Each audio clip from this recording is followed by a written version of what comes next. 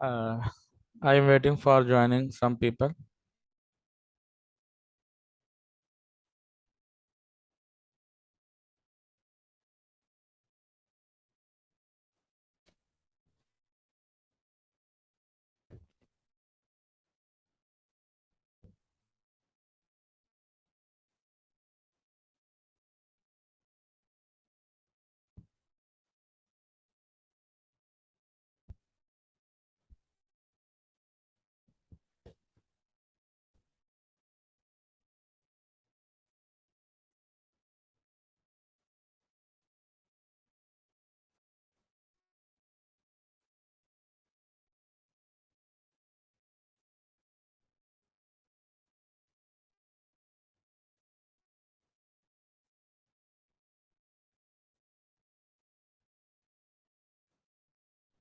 Sir अगर हमारे पास separately एक ही फॉर एग्जांपल नाइट्रोजन हमारे पास प्रेजेंट है तो हम कैसे डिसाइड कर सकते हैं कि ये एक हार्ड बेस है।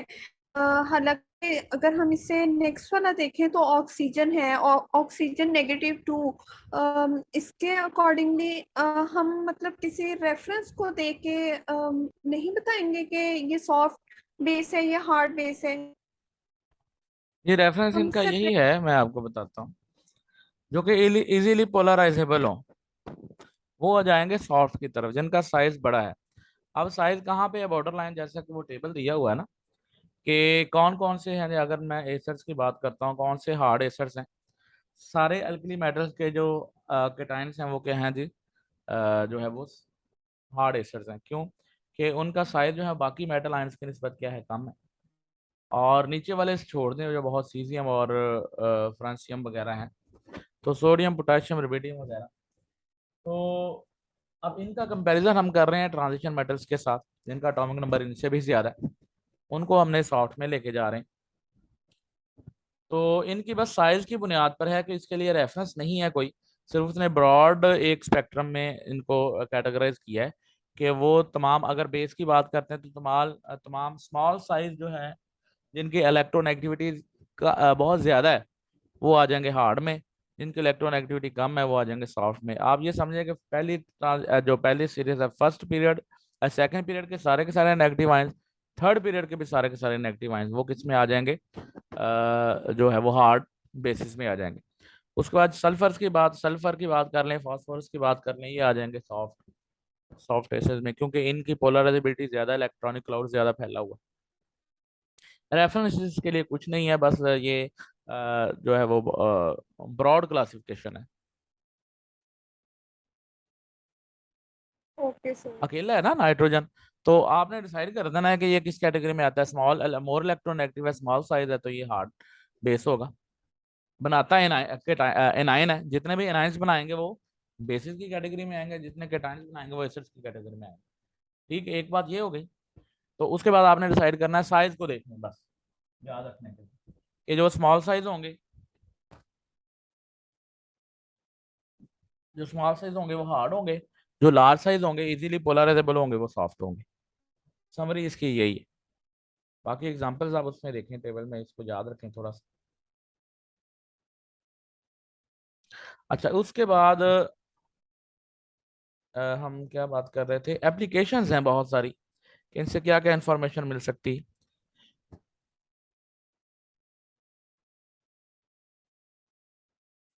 तो सॉफ्ट और हार्ड की हम क्लासिफिकेशन इससे हम कर सकते हैं। कि पीछे भी हम कर चुके हैं बात कि कॉम्बिनेशन, प्रेफर्ड कॉम्बिनेशन कौन से हैं। अच्छा, पॉइजनिंग ऑफ मेटल कैटलिस्ट।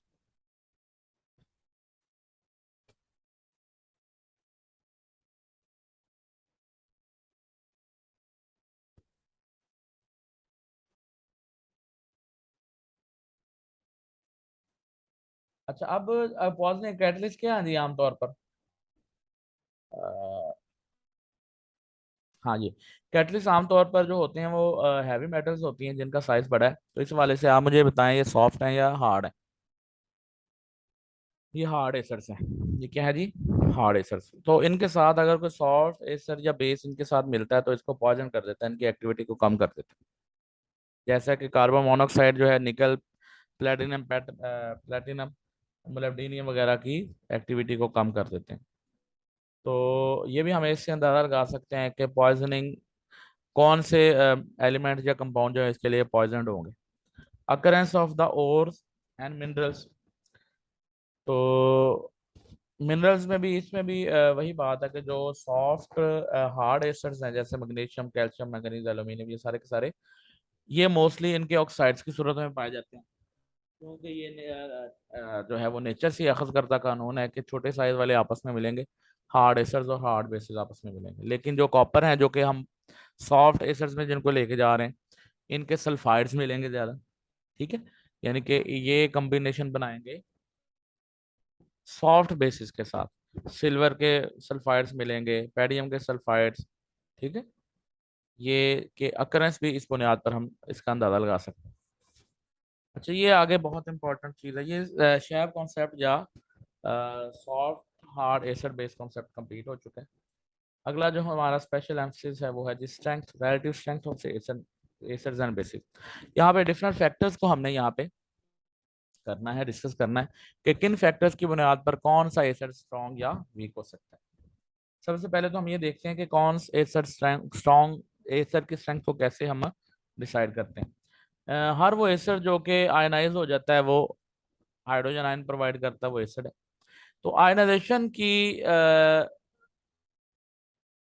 समझ लें कि जो है फ्रीक्वेंसी है या एक्सटेंट ऑफ आयनाइजेशन जितनी ज्यादा होगी उतना वो स्ट्रॉन्ग एसिड होगा। तो इसकी हम वैल्यू निकालते हैं के सी, इसका जो है वो इक्विलिब्रियम कांस्टेंट है के ए वैल्यू से। के ए वैल्यू ये आपने एफएससी में बड़ा बड़ा सिंपल सा रिएक्शन। के ए एक्चुअली क्या बताता है कि जो अनआयनाइज्ड एसिड प्रेजेंट और कंसंट्रेशन ऑफ आयनाइज्ड एसिड। तो जितनी के की वैल्यू ज्यादा कब होगी, जब आयनाइज्ड कंसंट्रेशन ज्यादा होगी और अनआयनाइज्ड कम होगी। ठीक है, तो जितना के की वैल्यू ज्यादा होगी हम कहेंगे एसिड उतना ही स्ट्रॉन्ग है। इसी तरह के बी के ए, अगर इसको लॉग ले लें के ए, क्योंकि वो 10 की पावर्स में आता है ज्यादातर इसकी वैल्यू, इसका लॉग ले लें, नेगेटिव लॉग ले लें तो ये पी के ए बन जाता है। तो पी के ए की वैल्यू जितनी कम होगी, ये आप याद रखिए के बाद, के ए की वैल्यू ज्यादा हो तो एसिड स्ट्रॉन्ग है। लेकिन पी जब नेगेटिव लॉग लेते हैं तो ये जो पावर्स को माइनस में जो पावर होती है वो प्लस में आ जाती है, रिवर्स हो जाती है, पावर खत्म हो जाती है। तो याद रखें कि क्योंकि 10 की पावर माइनस में जितनी ज्यादा होगी हम कहेंगे उतना वीक है। तो जब उसको प्लस में लेके आते हैं तो उसकी वैल्यू अगर -7 है तो +7 हो जाती है। -6 है तो वो एसिड से स्ट्रेंथ तो ज्यादा है, लेकिन लॉग लेते हैं तो +6 हो जाती है। तो इसका मतलब के ए वैल्यू ज्यादा होगी तो पी के ए कम होगी, और के ए कम होगी तो पी के ए ज्यादा होगी। तो अगर आपको के ए और पी के ए वैल्यूज दी गई एसिड्स और बेस की दी जाए, तो आपने याद रखा के ए जिसकी ज्यादा होगी वो स्ट्रांग होगा, के ए जिसकी कम होगी वो वीक होगा आपस में कंपैरिजन के बाद। लेकिन पी के ए की वैल्यूज दी हो जाए तो जिनकी पी के ए ज्यादा होगी वो क्या होगा, वीक होगा, जिनकी पी के ए कम होगी वो स्ट्रांग होंगे। ठीक है जी, ये बात हमने याद रखनी है। ये मैं कर्सर लेके आता हूँ।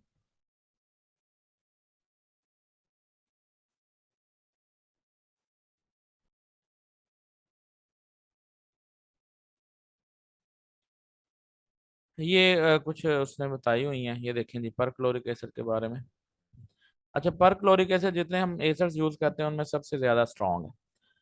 तो इसकी 10 to +11 है जनाब। तो अगर इसका नेगेटिव लॉग लें तो ये -11 आना है। तो इसका मतलब है कि पी के ए तो इसकी -11 आती है, लेकिन के 10 to 11 है। तो के वैल्यू बहुत ज्यादा है, पी के कम है। उसके बाद ये जो हाइड्रोक्लोरिक एसिड है ये सारी आप तरतीब देख लीजिएगा। ये देखें, ये एक उसने बड़ा इंपॉर्टेंट नोट लिखा हुआ उर्दू में कि अगर एक एसिड की पी के दूसरे से 1 यूनिट बड़ी हो तो वो 10 गुना ज्यादा होगा, ताकतवर होता है। क्यों? कि आप जब पी के लॉग लेते हैं तो 10 की पावर को खत्म कर देते हैं। तो एक तरफ अगर 10 की पावर -5 है, एक तरफ 10 to ⁻⁴ है, तो एक की पी के ए 4 आएगी, एक की 5 आएगी। तो 10 की 4 और 10 की 5 में जो डिफरेंस है एक 10 यूनिट्स का है। लेकिन उधर पी के ए ले लें तो 10 की पावर 1 हो जाती है, खत्म हो जाता है। तो अगर पी के ए में डिफरेंस 1 यूनिट का है तो स्ट्रेंथ में 10 टाइम्स का होगा। ये याद रखिएगा बात। स्ट्रेंथ ऑफ बेसिस भी ऐसे ही हम कैलकुलेट कर सकते हैं। ये जो है वो आपने पहले ही आपको पता है हम जाते हैं कुछ की पॉइंट्स की तरफ, की टॉपिक्स की तरफ। ये है जी ट्रेंड्स ऑफ एसिड स्ट्रेंथ। सबसे पहले हम हाइड्रो एसिड्स की बात करते हैं। हाइड्रो एसिड्स कौन से हैं? जिसमें हाइड्रोजन होता है जी। Hydrogen chloride, hydrogen bromide, ammonia के हाइड्राइड्स, नाइट्रोजन के हाइड्राइड्स, ये भी अमोनिया भी है। तो हाइड्रो एसिड्स में आपने याद रखनी है बात के कौन से एसिड्स जो हमें स्ट्रॉन्ग होंगे, कौन से वीक होंगे। तो जितना इलेक्ट्रोनेगेटिविटी सेंट्रल एटम की ज्यादा होगी उतना वो ज्यादा पोलर होगा। तो जो मोर इलेक्ट्रोनेगेटिव है वो इलेक्ट्रॉन पेयर को अपनी तरफ ज्यादा खींचेगा। तो हाइड्रोजन पर इलेक्ट्रॉन डेंसिटी कम होगी तो पानी में जैसे ही जाएगा तो वो आसानी से आयनाइजेबल होगा। अच्छा, इस कॉन्सेप्ट के मुताबिक एच जो है वो एक स्ट्रॉन्ग एसिड है। अगर इनके हाइड्राइड देखें, फ्लोरीन, ऑक्सीजन, अमोनिया और नाइट्रोजन और कार्बन के, तो हाइड्रोजन सबके साथ अटैच है। इलेक्ट्रोनेगेटिव डिफरेंस सबसे ज्यादा इसमें है, जो ये सबसे स्ट्रॉन्ग एसिड है। उसके बाद इनमें इलेक्ट्रोनेगेटिविटी डिफरेंस है तो ये उससे वीक एसिड है, ये उससे भी वीक है, ये उससे भी वीक है। ये इतना वीक है कि ये बेसिक इलेक्ट्रॉन शो करना शुरू कर देता है। लेकिन ये सूल जो है वो उस पर लागू नहीं होगा। जो हाइड्रोजन, ये पीरियड में तो लागू हो सकता है लेकिन ग्रुप में ये लागू नहीं होगा। क्यों? ग्रुप में जो हाइड्राइड्स की जो बॉन्ड स्ट्रेंथ है वो उसके साइज पे भी डिपेंड करती है। तो अगर हम हाइड्रोजन क्लोराइड, ब्रोमाइड और आयोडाइड की तरफ और फ्लोराइड की तरफ देखें तो आप जरा गौर कीजिएगा। HI सबसे ज्यादा स्ट्रॉन्ग है, क्यों? हाइड्रोजन और आयोडीन के दरमियान बॉन्ड बहुत वीक है क्योंकि बॉन्ड लेंथ बहुत ज्यादा हो जाती है। HBr बॉन्ड लेंथ कम हो जाती है, हाइड्रोजन आसानी से वो स्ट्रांगली अटैच हो जाता है। HCl में उससे भी स्ट्रांगली अटैच है और HF में तो इतना स्ट्रांगली अटैच है, और दूसरा हाइड्रोजन बॉन्डिंग की वजह से इसमें ये वीक एसिड बन जाता है। तो ये आपने स्ट्रेंथ याद रखनी है कि हैलोजन एसिड्स में जो हैलोजन हाइड्रोजन एसिड्स हैं, HI, HF, HCl, सबसे ज्यादा HI है। आपने बहुत सारे लोग जो हैं वो अगर पढ़ा नहीं होगा तो वो कहेंगे HCl ही स्ट्रांग होगा, HF ही स्ट्रांग होगा, क्योंकि फ्लोरीन की इलेक्ट्रोनेगेटिविटी ज्यादा है। पीछे वाले कंसेप्ट के साथ आप उसको मर्ज कर देंगे, लेकिन याद रखना है ये पीरियड में ट्रेंड और है, ग्रुप में और। ये जनाब, उसके बाद सिक्स ग्रुप के हाइड्राइड्स की बात कर लें तो सबसे नीचे वाला एलिमेंट उसका हाइड्राइड मोर एसिडिक होगा, H2TE, H2SE, सबसे कम H2O है। ऑक्सी एसिड्स कौन से होते हैं? ऑक्सी एसिड्स वो एसिड्स होते हैं जिनमें ऑक्सीजन होती है, जैसे sulphuric acid H2SO4, HNO3, HClO4, H3PO4, ये ऑक्सी एसिड्स हैं सर। अब कौन कौन से फैक्टर हैं जो कि इनके स्ट्रेंथ को डिसाइड करते हैं? एक है जी size of the central atom. Central atom का साइज कितना बड़ा है, electronegativity of the central atom कितनी है, नंबर ऑफ ऑक्सीजन एटम्स कितने हैं उसके साथ, ऑक्सीडेशन नंबर कितना है। ये इसको हम वन बाय वन डिस्कस करते हैं। साइज ऑफ द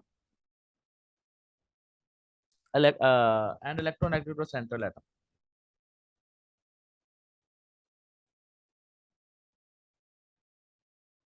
अब अगर सेंट्रल एटम जो है वो बहुत स्ट्रांग है, सॉरी हाईली इलेक्ट्रोनेगेटिव है, तो फिर वो ऑक्सीजन से इलेक्ट्रॉन्स को अपनी तरफ ज्यादा खींचेगा। जब ऑक्सीजन से अपनी तरफ ज्यादा खींचेगा तो oxygen in the result hydrogen से इलेक्ट्रॉन्स को अपनी तरफ ज्यादा खींचेगा। तो डिसाइड करना जी हाइड्रोजन और ऑक्सीजन की बॉन्ड स्ट्रेंथ में। अब इसमें सबसे ज्यादा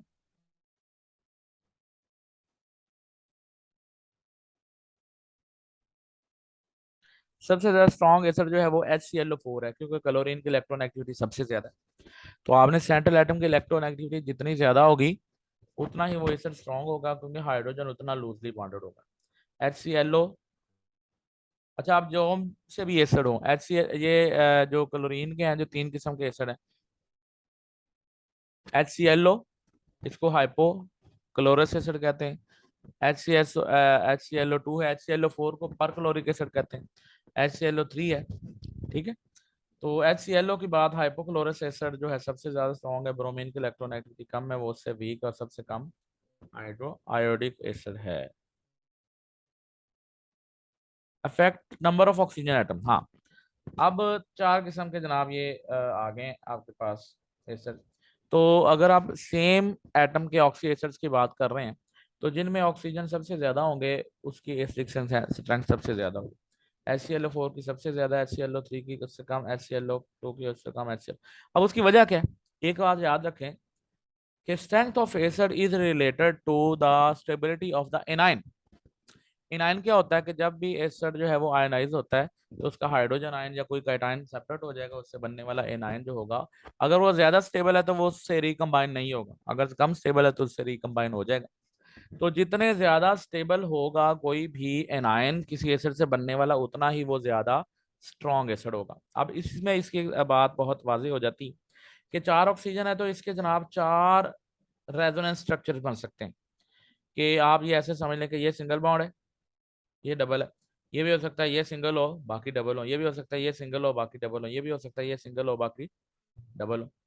तो इसके चार जो है वो पॉसिबल स्ट्रक्चर्स बन सकते हैं, और आपको पता है जितने रेजोनेंस पॉसिबल रेजोनेंस स्ट्रक्चर होंगे उतने ही ज्यादा वो स्टेबल होगा।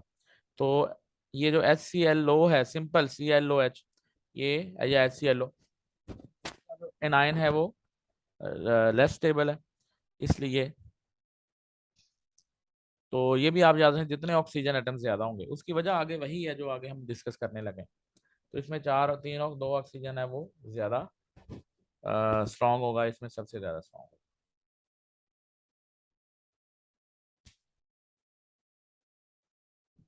अब स्टेबिलिटी ऑफ एनाइन के एसिड सेकंड जब वो आयोनाइज होता है तो ये सबसे ज्यादा स्टेबल है। क्यों? कि इसका नेगेटिव चार्ज जो है चार ऑक्सीजन पर जो है वो रोटेट कर सकता है, ज्यादा डीलोकलाइज हो सकता है। तो रेजोनेंस की वजह से ये एनाइन ज्यादा स्टेबल है, इसलिए इसकी एसिडिक स्ट्रेंथ HClO4 की ज्यादा है। ये उससे कम स्टेबल है क्योंकि ये नेगेटिव आयन जो है वो नेगेटिव चार्ज ये तीन ऑक्सीजन पर रोटेट हो सकता है, तो कम रेजोनेंस पॉसिबल रेजोनेंस स्ट्रक्चर बनेंगे इसमें, उससे भी कम बनेंगे, इनसे भी उससे भी कम बने। तो जितने ज्यादा पॉसिबल रेजोनेंस स्ट्रक्चर होते हैं वो ज्यादा स्टेबल होते हैं। ये है जी। तो इस वाले से क्लोरेट आयन ज्यादा स्टेबल है, ये आगे हम बनाए भी हुए हैं इसके रेजोनेंस स्ट्रक्चर्स। क्लोरेट आयन के ये चार बनते हैं। तो इस हवाले से अच्छा, on the same ground following, अगर हम फास्फोरस आर्सेनिक को हम आपस में कंपेयर करें तो, और आर्सेनेट एसिड इसको कहते हैं, ये ज्यादा स्ट्रॉन्ग है, ऑक्सीजन भी ज्यादा है इसमें, और इसका एनायन भी ज्यादा स्टेबल है। इसमें भी ऑक्सीजन कम है, एनायन इसकी निस्बत कम स्टेबल। तो ये डिफरेंट H3PO4 और H3PO3 ये मशहूर एसिड्स के आपने ये जरूर याद रखना कि H3PO4 ज्यादा स्ट्रॉन्ग है, H3PO3 कम स्ट्रॉन्ग है, वीक है उसकी निस्बत। सल्फ्यूरिक एसिड ज्यादा स्ट्रॉन्ग है, सल्फ्यूरिक एसिड वीक है। ये पर ब्रोमिक एसिड ज्यादा स्ट्रॉन्ग है और सिंपल ब्रोमिक एसिड कम स्ट्रॉन्ग, ये याद रखिएगा। नेक्स्ट जो है वो रिलेटिव ऑर्डर जो है वो एसिडिक स्ट्रेंथ है, डिफरेंट ऑक्सीडेशन नंबर पे भी डिपेंड करता है। तो जितना ऑक्सीडेशन नंबर याद रखिएगा ज्यादा होगा उतनी एसिडिक स्ट्रेंथ ज्यादा होगा, जितना ऑक्सीडेशन नंबर ज्यादा होगा उतनी एसिडिक स्ट्रेंथ भी ज्यादा होगी। तो इसमें देख लें ऑक्सीडेशन नंबर HNO3 में 5 है, HNO2 में 2, तो HNO3 ज्यादा स्ट्रॉन्ग है HNO2। तो यहाँ पे दोनों तीन चार फैक्टर इकट्ठे भी अमल कर रहे होते हैं, कोई एक भी याद रख लें। ऑक्सीजन के याद रखने, इसमें ऑक्सीजन ज्यादा है, इसमें ऑक्सीजन कम है, ये स्ट्रॉन्ग है ये वीक है। तो ऑक्सीडेशन नंबर भी, जितने ऑक्सीजन ज्यादा होंगे उसका ऑक्सीडेशन नंबर भी उतना ही ज्यादा होगा। तो ये देखिएगा इनकी स्ट्रेंथ, ये कौन सा फैक्टर इसमें बताया जी, ऑक्सीडेशन। तो इसमें क्वेश्चन डिफरेंट तरह से आ सकता है, ऑक्सीडेशन नंबर की बुनियाद पर भी पूछ सकता है या ऑक्सीजन एटम्स की तादाद की बुनियाद पर। ये सारे के सारे effect of polarity and dielectric constant, हाँ ये भी है कि बाज़ औक़ात किसी एक एसिड का वाटर में तो बड़ा स्ट्रॉन्ग एसिड होता है, लेकिन किसी और सॉल्वेंट में उसको ऐड करें तो हाइड्रोजन आयन प्रोड्यूस ही नहीं होते, तो वो वीक एसिड बन जाता है। तो ये सबसे पहले उसने डाइइलेक्ट्रिक कांस्टेंट के बारे में समझाया, इसके तफसील में जाने की हमें ज़रूरत नहीं। कि आप ये समझ लें कि जितना वो पोलैरिटी कम होती है उतना डाइइलेक्ट्रिक कांस्टेंट उसका ज़्यादा होता है। तो डाइइलेक्ट्रिक कांस्टेंट ज़्यादा होगा तो वो एसिडिक स्ट्रेंथ उसकी उतनी ही कम होती जाएगी। relative order of acidic strength of oxyacids of elements of the same group, कि सेम ग्रुप की हमने पहले भी डिस्कस कर चुके हैं कि HClO3 ज्यादा स्ट्रॉन्ग है, HbRO3 उससे कम है, HiO3 सबसे कम है। क्योंकि यहाँ पे इलेक्ट्रोनेगेटिविटी का डिफरेंस आ रहा है, जो मोर इलेक्ट्रोनेगेटिव है वो ज्यादा स्ट्रॉन्ग होगा। इसी तरह नाइट्रोजन फास्फोरस और आर्सेनिक की बात करें तो नाइट्रोजन का एसिड ज्यादा स्ट्रॉन्ग। तो ये सारे के सारे आपने इसको ना गो थ्रू करना, इससे क्वेश्चन आएंगे। कि कौन से ऑर्डर करेक्ट बताएं, या कौन सा स्ट्रॉन्गेस्ट एसिड है, कौन सा वीकेस्ट एसिड है। तो ये hypo halous acid, Hallows acid और पर हेलिक एसिड। यानी कि HCl4 हो तो फिर per chloric acid, per bromic acid. Simple O2 हो तो halous acid, chlorous acid, bromous acid, iodous acid. और अगर सिंपल HCl हो तो hypo halous acid, hypochlorous, hypobromous, hypo H3PO4, H3PO3 and H3PO4। ये देखें, इनमें सबसे, अब आप खुद डिसाइड करें, जिसमें ऑक्सीजन ज्यादा है वो सबसे ज्यादा स्ट्रॉन्ग है H3PO4। ऑक्सीजन कम है, यही है। किसी भी बुनियाद पर आप डिसाइड कर सकते हैं, सारे फैक्टर्स हम पढ़ चुके हैं। सक्सेसिव डिसोसिएशन कांस्टेंट, ये भी सक्सेसिव डिसोसिएशन कांस्टेंट ये होता है कि एक हाइड्रोजन आयन जब उसने किया है, डोनेट किया है, तो तब उसका Ka वैल्यू क्या है, उसके बाद क्या है। तो ये देखिए, जैसे सल्फ्यूरिक एसिड है, एक हाइड्रोजन आयन पर बड़ी लार्ज K1 वैल्यू, लेकिन K2 इतनी ज्यादा नहीं।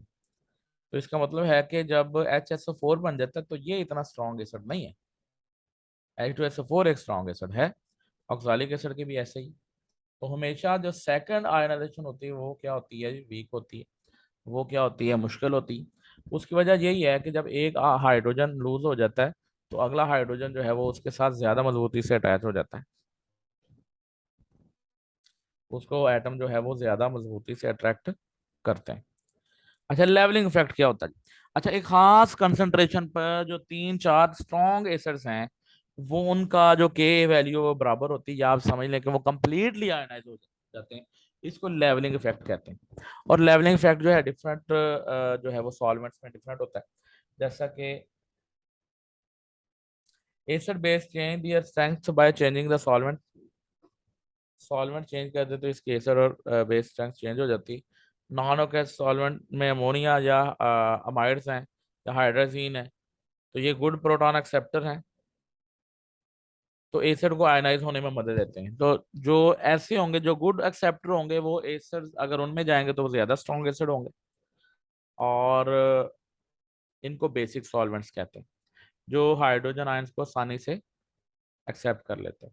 इसके अलावा कुछ एसिड्स एसिडिक सॉल्वेंट होते हैं जो हाइड्रोजन आयन प्रोवाइड करते हैं, वो OH आयंस को ज्यादा एक्सेप्ट करते हैं।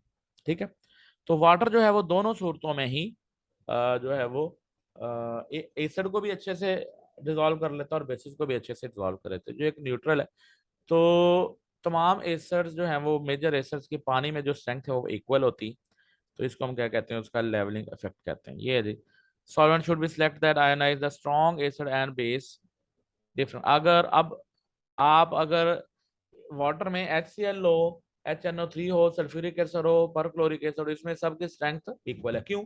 कि तमाम मॉलिक्यूल आयोनाइज हो जाते हैं। तो स्ट्रेंथ का फिर अंदाजा कैसे होगा, कौन स्ट्रॉन्ग है कौन वीक है? तो फिर किसी ऐसे सॉल्वेंट में हमें ऐड करना पड़ेगा जो कि वो सबको बराबर आयोनाइज ना होने दे। मिसाल के तौर पर ये देखिए, वाटर बिहेव लेवलिंग सॉल्वेंट, ये जो पॉइंट है। तो फिर हमें क्या करना है, such solvent should be selected that ionise the strong acid and bases to different extent. जो स्ट्रॉन्ग एसिड और बेस को डिफरेंट एक्सटेंट तक आयनाइज होने दे, तो उससे पता चलेगा हमें। मिसाल के तौर पर एसिटिक एसिड में अगर ये ऐड कर दिए जाएं, तो फिर उससे हमें पता चलता है कि HI ज्यादा स्ट्रॉन्ग है, HBr कम है, HCl सबसे कम है। तो इनकी भी जो स्ट्रेंथ है, वाटर में तो सारे बराबर हैं, तो अगर किसी और सॉल्वेंट में डिटरमिन की जाए, एसिटिक एसिड में या अमोनिया में, तो फिर HClO4 सबसे ज्यादा स्ट्रॉन्ग। उसके बाद H चाहिए, HBr है, HCl है, H2SO4। तो ये सल्फ्यूरिक एसिड से भी ज्यादा स्ट्रॉन्ग है HBr और HCl एसिड। HNO3 से वीक। तो ये भी आप तरतीब याद रखनी जनरल नॉलेज के लिए, कि सबसे स्ट्रॉन्ग जो एसिड्स है इनऑर्गेनिक एसिड, वो क्या है जी? HClO4, जिसका नाम पर क्लोरिक एसिड। एस्पिरिन के बारे में बताया हुआ है जी, ये चलें। रेडॉक्स रिएक्शन और एसिड बेस रिएक्शन में क्या जो है वो रिलेशनशिप। अच्छा, योसा नोवा कॉन्सेप्ट जैसा कि हमने पीछे पढ़ा है कि ये एक रिलेशन कायम करता है रेडॉक्स और ऑक्सीडेशन रिएक्शन और एसिड बेस रिएक्शन में। तो एसिड बेस रिएक्शन क्या होता है, रिडॉक्स रिएक्शन सबसे पहले हमने देखना क्या होता है। ऑक्सीडेशन क्या होती है? ऑक्सीजन की जो है वो एक्सेप्टेंस, एक्सेप्ट करना ऑक्सीडेशन है। और ऑक्सीजन की रिमूवल रिडक्शन है। हाइड्रोजन आयन H पॉजिटिव की बात करें, हाइड्रोजन आयन ऐड हो जाए तो, किसी भी सूरत में हाइड्रोजन ऐड हो जाए तो रिडक्शन है, निकल जाए तो वो ऑक्सीडेशन। तो योसानवच में भी हमने केटायन और एनायन की बात की है। तो इस हवाले से योसानवच कॉन्सेप्ट जो है वो एसिड बेस और रेडॉक्स रिएक्शन को आपस में रिलेट करता है। अच्छा, ये है आ गया इंडिकेटर के बारे में, हम थोड़ा सा करते हैं बात। ये मैं एक आध पेज मिस हो गया शायद। अच्छा, इंडिकेटर जो होते हैं वो आम तौर पर क्या करते हैं, ऐसे ऑर्गेनिक कंपाउंड्स होते हैं जो कि कलर चेंज शो करते हैं डिफरेंट पीएच पर। डिफरेंट पीएच पर क्या करते हैं जी, कलर चेंज शो करते हैं। मेरा ख्याल है कि ये एक जो है वो पेज मिस हो गया, थ्योरीज ऑफ इंडिकेटर्स पे। ये 147 से 148 जो है वो मिस है। अच्छा चले, मैं आपको थोड़ा सा वैसे बताता हूँ। इंडिकेटर क्या होते हैं, या वीक एसिड्स होते हैं या वीक बेस होते हैं। और इनके कलर चेंज की थ्योरी ये होती है कि ये आयोनाइज्ड फॉर्म में इनका कलर कुछ और होता है और अनआयोनाइज्ड फॉर्म में इनका कलर कुछ और होता है। मिसाल के तौर पर फिनोफ्थलीन है, क्या है जी, फिनोफ्थलीन। फिनोफ्थलीन एक बहुत वीक एसिड है, क्या है, एक बहुत वीक एसिड है। तो आयनाइज फॉर्म में इसका कलर पिंक होता है, लेकिन अनआयोनाइज फॉर्म में ये कलर लेस होती है। अब आपको पता है कि वीक एसिड या वीक बेस वो होता है जो जल्दी आयनाइज ना हो। लेकिन आपने एक कॉन्सेप्ट कॉमन आयन इफेक्ट पढ़ा है कि जब किसी इसको स्ट्रॉन्ग एसिड या स्ट्रॉन्ग बेस में इसको डिसॉल्व करते हैं तो बेस क्या करता है जनाब। फिनोफ्थलीन की एग्जांपल लेता हूँ। फिनोफ्थलीन का अगर आगे स्ट्रक्चर आएगा मैं आपको दिखाऊंगा कि आयनाइज, जैसे उसका सोल्यूशन बनेगा वाटर में तो बिल्कुल आयन अनआयोनाइज फॉर्म में पड़ा होगा, लेकिन जैसे ही बेस में जाएगा तो बेस में बहुत सारे ओ एच आयंस मौजूद हैं। तो ओ एच आयंस की एक्सेस जो है वो क्या करेगी, उसको मोटिवेट करेगी या अट्रैक्ट करेगी कि वो एक हाइड्रोजन आयन को प्रोड्यूस करे, या ये कह लें कि उसके साथ जो हाइड्रोजन आयन जुड़ा हुआ उसको क्या करेगा, अट्रैक्ट करेगा। तो जैसे ही बेस का ओ एच आयन एक हाइड्रोजन को जनाब, या कुछ हाइड्रोजन एटम्स को जो फिनोफ्थलीन के साथ जुड़े हुए हैं अपने साथ मिला लेगा, तो फिनोफ्थलीन आयोनाइज हो जाएगा। क्या हो जाएगा, आयोनाइज हो जाएगा। अब आयोनाइज फॉर्म में इसका पिंक कलर है तो इसका पिंक कलर शो हो जाएगा। तो इसका मतलब बेस की मौजूदगी में ये पिंक कलर शो होगा। अब जैसे एसिड आ जाता है, बेस के ओ एच आयन जो है वो एसिड के एच आयन से क्या हो जाते हैं, न्यूट्रलाइज हो जाएंगे। तो जैसे ही एक्सेस ऑफ एसिड आ जाएगी, दोबारा हाइड्रोजन आयन ज्यादा हो जाएंगे तो फॉरन हाइड्रोजन आयन उसके साथ मिल जाएगा और वो दोबारा फिनोल्फथलीन अनआयोनाइज फॉर्म में चला जाएगा। तो इस हवाले से ये देखें, अगर एक इंडिकेटर सॉफ्ट एक वीक एसिड है तो उसकी आयनाइजेशन कैसे होगी, एच आयन पॉजिटिव सेपरेट हो जाएगा और इंडिकेटर सेपरेट हो जाएगा। तो इसके के इंडिकेटर अगर निकालें तो ये आयनाइज्ड इंडिकेटर है, ये अनआयनाइज्ड इंडिकेटर है, और ये अनआयनाइज्ड ही ज्यादा मौजूद होता है। इसको अरेंज करें तो इसके पीएच निकालें जरा। तो पीएच किसी भी इंडिकेटर के ऐसे आप फाइंड कर सकते हैं। तो ये बहरहाल हमें करने की जरूरत नहीं है। अच्छा, वीक बेस के लिए इंडिकेटर जो होंगे वो डिफरेंट तरह से एक्ट करेंगे, वो क्या होंगे, वीक एसिड्स होंगे। ठीक है। तो ये एक थ्योरी तो ये है कि इंडिकेटर्स जो है आयनाइज्ड और अनआयनाइज्ड फॉर्म में जो है कलर डिफरेंट शो करती है। तो बाज इंडिकेटर होते हैं एकदम से कलर चेंज शो करते हैं, लेकिन याद रखें कि बहुत से इंडिकेटर ऐसे हैं जो कि वाइड रेंज ऑफ पीएच में काम करते हैं। कि इंसानी आंख जो है वो बाज का बहुत कम चेंज को डिटेक्ट नहीं कर पाती। तो हमने तो तभी देखना है जब कलर क्लियर कलर चेंज आ जाएगा। तो इंडिकेटर से जब भी हम एंड पॉइंट मालूम करते हैं, वॉल्यूमेट्रिक एनालिसिस मालूम करते हैं, तो कुछ ना कुछ इसमें एरर के चांसेस ज्यादा होते हैं। तो ये जनाब,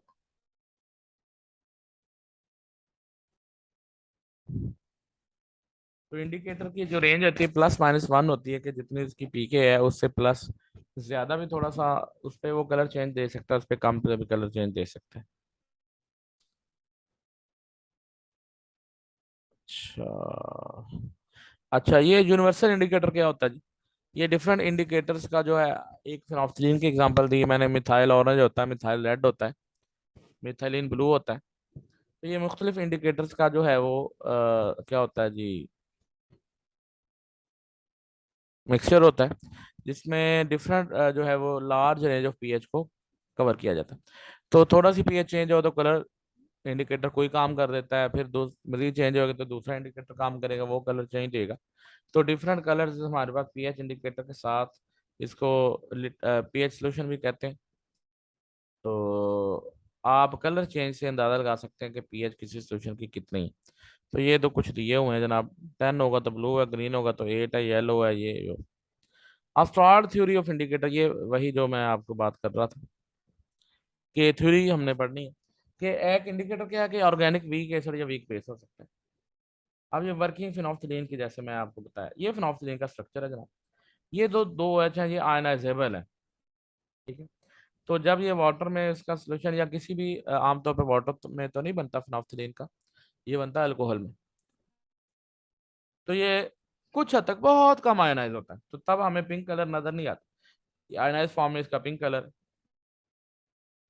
लेकिन जैसे ही इसको किसी इस बेस में ऐड किया जाता है, बेस ऐड किया तो क्या होता है जनाब, जितने हाइड्रोजन आयन पैदा होते हैं उस वो ओ एच आयन के साथ रिएक्ट कर जाते हैं। तो जब आपको पता है इक्विलिब्रियम एस्टेब्लिश होता है, तो आप हाइड्रोजन आयन की कंसंट्रेशन कम कर दें तो आयनाइजेशन जो है वो राइट की तरफ जाएगी, यानी कि आयनाइजेशन ऑफ इंडिकेटर बढ़ती जाएगी।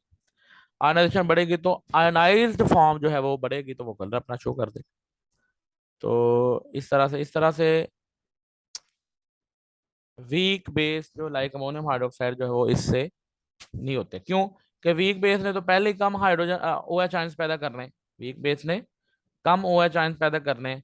तो जितने ओ एच आयन पैदा हो, वीक बेस ने पैदा करने हैं, अमोनिया ने पैदा करने हैं, उतने इस हाइड्रोजन को रिएक्ट करने के लिए काफ़ी नहीं है। यहाँ पे स्ट्रॉन्ग बेस होगा ताकि वो हाइड्रोजन आयंस को कैप्चर कर ले और मजीद हाइड्रोजन आयन बन जाए और ये फिनोल्फ्थालीन आयनाइज हो जाए।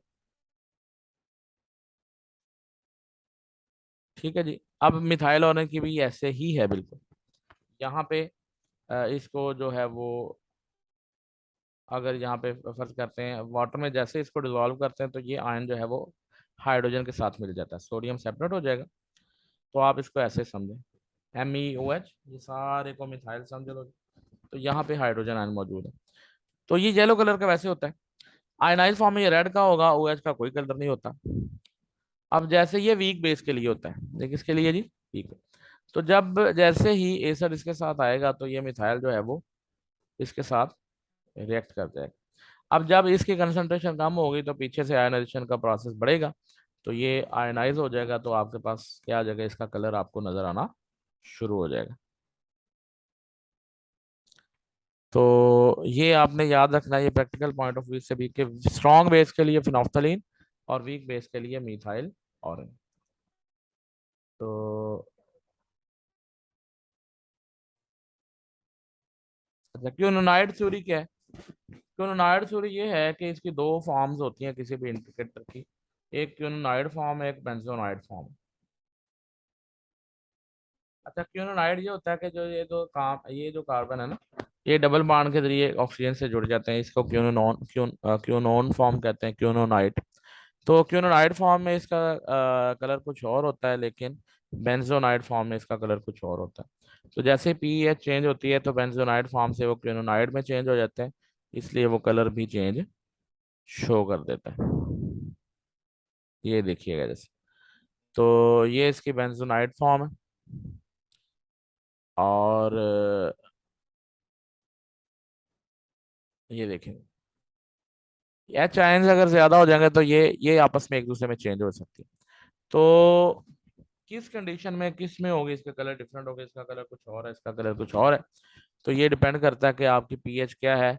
तो अगर पीएच ज्यादा है तो क्लोराइड फॉर्म में होगी, ये अब उसका बताया गया, फिनोल्फ्थालीन का बताया गया। तो क्लोराइड फॉर्म जो है वो कहते हैं कि किस फॉर्म में होगी, पिंक कलर होगा, और ये जो है इसका कोई कलर नहीं होगा। तो जैसे ही बेस बेस आता है, स्ट्रॉन्ग बेस आता है, तो इसको आयनाइज कर देता है या इसको क्लोराइड फॉर्म में ले जाता है, तो ये क्या बन जाता है, एक स्ट्रॉन्ग जो है पिंक कलर शो हो जाता है। इसी तरह ये मिथाइल ऑरेंज की वर्किंग है। बेंजोनाइड फॉर्म है तो ये येलो है, लेकिन क्विनोनाइड फॉर्म हो जाएगी तो ये क्या आ जाएगी, एसिडिक मीडियम में। ये क्या जाएगा, पिंक या रेड हो जाएगा। ठीक है, तो ये दूसरी थ्योरी का जी। एडवांटेज क्या है जी क्विनोनाइट थ्योरी के? बहुत सारे ऐसे जो है वीक एसिड या वीक बेस नहीं होते, उसकी वर्किंग को भी एक्सप्लेन करती। जैसे कि डाइफिनाइल अमीन जो है, उसकी वर्किंग को उस बुनियाद पर एक्सप्लेन नहीं किया जा सकता। इसकी ऑक्सीडेशन हो तो डाइफिनाइल बेंजीडीन बन जाता है। ये क्विनोनाइड स्ट्रक्चर है, इसका कलर वायलेट है और ये कलरलेस। तो ये रेडॉक्स इंडिकेटर के तौर पर भी यूज होता है। रेडॉक्स इंडिकेटर में जो वर्किंग है वो वाज़ेह तौर पे क्विनोनाइड थ्योरी से हम कर सकते हैं। पीएच रेंजेस दी हुई हैं डिफरेंट का, ये आप याद रख लीजिएगा जरा कुछ। ये मिथाइल वायलेट, इसकी इस पीएच रेंज पे इसका कौन कौन सा कलर होगा? केसर में क्या होगा, बेस में क्या होगा? मोटे मोटे कर लें, मिथाइल वायलेट कर लें, मिथाइल ऑरेंज कर लें, मिथाइल रेड का कर लें। ठीक है, चलिए आज के लिए ये, आज हमने एसर और बेस को कंप्लीट। अच्छा, इसमें मुख्तलिफ तरह के क्वेश्चन भी आएंगे, मैं आपको कल सेंड करूंगा। तो स्ट्रेंथ ऑफ एसिड के इंपॉर्टेंट क्वेश्चन है, एक दो ही आएंगे, जाहिर है एक टॉपिक है, 2-3 सवाल इसमें से आ सकते हैं। स्ट्रेंथ ऑफ एसिड के बारे में आएंगे। इंडिकेटर्स के बारे में ये आ सकता है कि इंडिकेटर जो है वो वीक एसिड्स होते हैं, वीक बेस होते हैं। इस तरह का क्वेश्चन आ जाता है कि आयनाइज फॉर्म में क्या कलर होगा, ये जो है फिनोल्फथालीन, और अनआयनाइज फॉर्म में क्या होगा? क्विनोनाइड होगा तो इसका क्या कलर है, बेंजोनाइड होगा तो इसका क्या कलर? ये छोटे छोटे पॉइंट्स हैं। Strength of acids and base में क्या क्वेश्चन आ सकता है कि मिसाल के तौर पर हाइड्रोजन एसिड्स हैं, उसमें कौन सा स्ट्रॉन्ग एसिड है? एच आई सबसे स्ट्रॉन्ग है, एच एफ सबसे वीक है। ऑक्सी एसिड्स ऑफ क्लोरीन है, ब्रोमीन, आयोडीन है, इसमें HClO4 सबसे ज्यादा स्ट्रॉन्ग है, HClO3 उससे कम, HClO2 उससे कम है, सबसे कम HCl। इस तरह के एसिड स्ट्रेंथ के जितने भी पॉइंट्स हमने पढ़े हैं वो आपने जहन में रखना है। सॉफ्ट एंड हार्ड एसिड है, बेस कॉन्सेप्ट को जरूर आपने जहन में रखना, उसके एग्जांपल्स याद रखनी है कि उससे क्वेश्चन आ सकता है कि ये कौन सी एग्जांपल है, कौन सा सॉफ्ट एसिड है, कौन सा। अच्छा, प्रेफरेबल इंटरेक्शंस कौन से होते हैं कि सॉफ्ट एसिड सॉफ्ट बेस के साथ रिएक्ट करते हैं और हार्ड एसिड हार्ड बेस के साथ रिएक्ट करते हैं, वो ज्यादा किस्म के स्टेबल कॉम्पाउंड। ये आपने जो एप्लीकेशन है शैब कॉन्सेप्ट की, उसके भी की पॉइंट्स आप याद रखिए।